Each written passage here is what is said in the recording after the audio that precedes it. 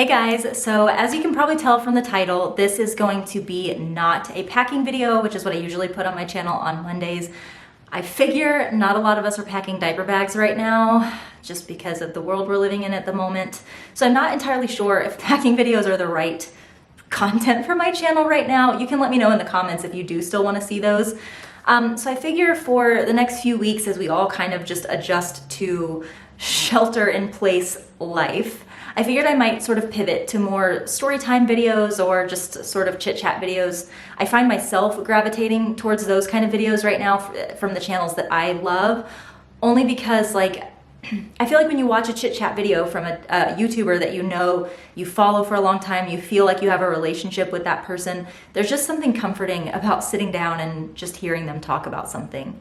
So that's what I'm gonna be doing, unless you guys tell me otherwise. I'm pretty flexible on that.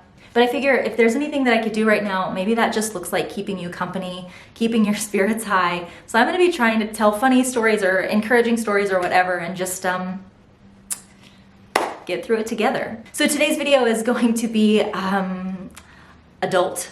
I don't know how else to put that, as you can probably see from the title, which there's no way to tell this story without it being adult, right? And so I just wanna go ahead and put a caveat out there that this story is going to contain profanity in it.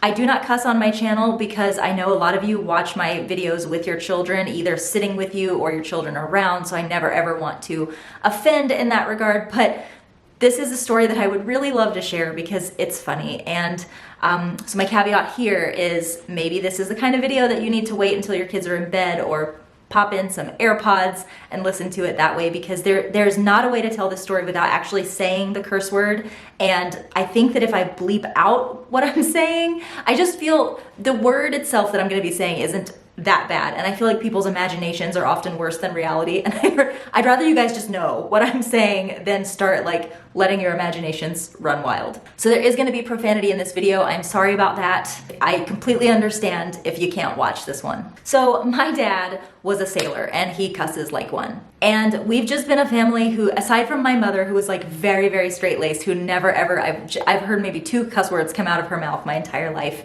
We've been a little bit lax about cursing. It happens, it just does. And one thing that I wanna say is that I think 2 things can simultaneously be true, right? It can be true that it's wrong for kids to be hearing profanity. It can be true that I should be doing better about not letting them hear those kinds of words. But it can also be true that it's just kind of funny when a little kid pops one of these words out of their mouths unexpectedly. So I don't want to offend anybody. I'm not proud of the fact that my daughter has heard this curse word and is now saying it. I don't love it. I'm going to be doing better. But at the same time, it is kind of funny. So I'm asking, do you just put your sense of humor hat on and let's just recognize that I'm not trying to glorify cussing around children, but I just think sometimes it's just good to have a sense of humor about things. So like I was saying, my dad cusses a lot, therefore sometimes I cuss too. My husband, he'll throw a dirty word around every now and then. It happens. I'm actually getting to a different story, but I want to tell this first story first, just to lay down some groundwork and then get to the story that I actually want to tell, because this one is brand new. My daughter, the other day, was sitting in her high chair eating some peaches, watching Morphle while I was cleaning the kitchen. So she's sitting there minding her own business. I'm keeping an eye on her while I'm doing the dishes. And I noticed that she's got her little fork and she's feeding herself the peaches, which is awesome. But after a little while, I start hearing this thunk sound, and I know exactly what that is. It is the sound of the fork hitting the plate as the peach slides away when you try to stab it. And so I hear it happen a couple of times. I'm like, all right, I'm just gonna let her, is she okay? You good? Yeah, all right, I'm gonna let her work through this. So she keeps trying for a little while, and I keep hearing this. She's trying to stab these peaches. Finally, I sort of watch her for a minute, and when I realize that it's good, she's gonna work this out. I don't think it's necessarily the right decision to always step in. Sometimes you gotta let your kids just work through something. So I go back to washing the dishes, and the next thing I hear is, "Damn it." And I think, okay, I misheard that, so no big deal. I kind of go over to her. I say, "Try again, baby." She stabs at a peach. "Damn it. Damn it. Damn it." I'm like, oh, just, no, not good, not good. So I look at her and I don't want to give any power to this word, right?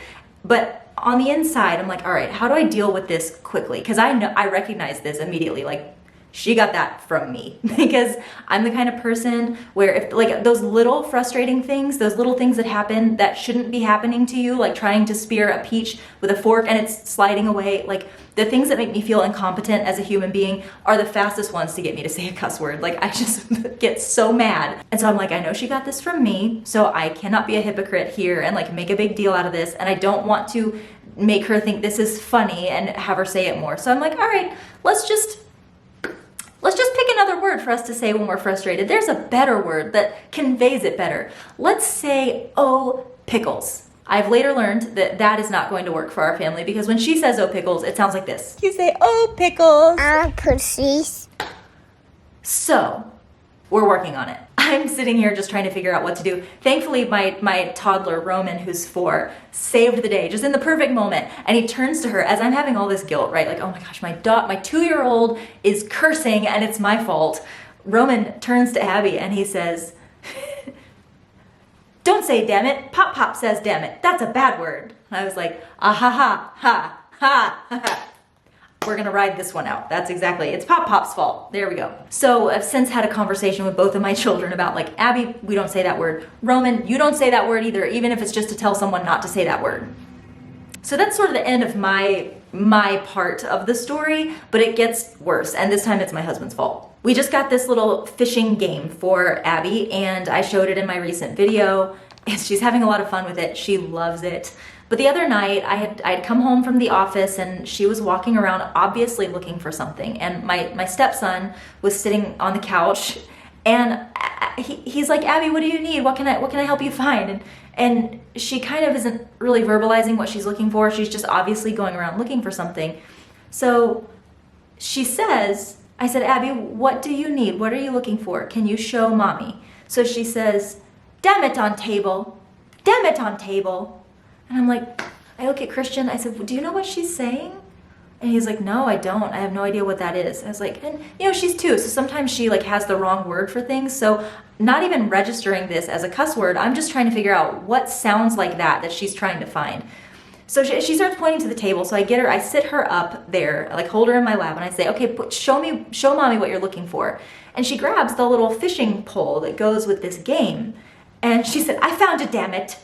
And I was like, I just looked at Christian and shrugged. I was like, I don't know what this is. Honey, that is a fishing pole. And again, my radar is not up for this. It's just a 2-year-old thing. So I take her down to the floor and we start playing with it as though just a normal night playing with my 2-year-old. The next morning though, my husband is in the living room with us and Abby once again wants to play this fishing game and she can't find the fishing pole for it. And she starts with her hands up going, where's the damn it? Where's the damn it? I can't find a damn it. And I looked at Charlie again. I said, do you have any idea what she's talking about? It still hadn't really occurred to me yet that she was talking about this fishing pole. So again, we help her look all around. I hear her squeal. She's like over to my right. I hear her squeal and say, I found it. I found it, damn it. It's that fishing pole again. What is happening? So she comes over and she starts playing with the game. And once she gets sort of invested in it, I turned to Charlie and I was like, do you know what is she saying? That's like, this does not sound at all like fishing pole. And I see Charlie is like, he's like holding in a laugh and he goes, this one might be on me.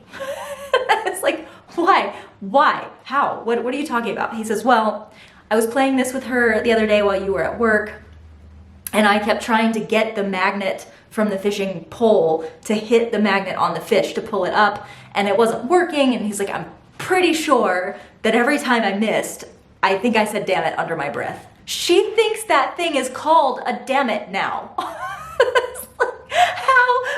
How you could not have messed this up any worse. So now we're like desperately trying to teach my daughter that the fishing pole is called a fishing pole and not a damn it. And she won't stop. Like I can't. And we've given no power to the word. She doesn't think it's funny. She doesn't laugh. She just honestly thinks this is what this thing is called. And so now I'm starting to panic. I'm like, well, I can't take this toy away from her because she didn't do anything wrong and it's one of her most favorite toys, but I can't hear my 2-year-old every day ask me to find her damn it. And I just, oh. So we're working through it. We're trying to figure out what to do. I don't know. If you have any suggestions, let me know. And please don't come at me with like, be a better parent. I get it. Like I said, I am not proud. Just because I'm laughing doesn't mean I'm proud of what's happening. It just means like, sometimes you just have to accept the fact that you're not perfect and try your best to have a sense of humor about it and do better. So that's my story. Please make me feel better and share in the comments about stupid things that you've done with your kids or curse words that they've picked up on or just anything. I just feel like we have to have a sense of humor about ourselves around here, especially during these times. If you like this kind of video and you want me to keep doing story times, I'm happy to do it. Not all of them are going to be profane. I'm perfectly planning on going back to my family-friendly channel.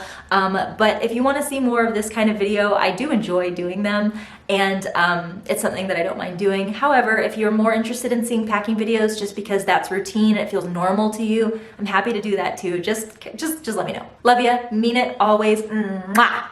And I'll see you in the next one.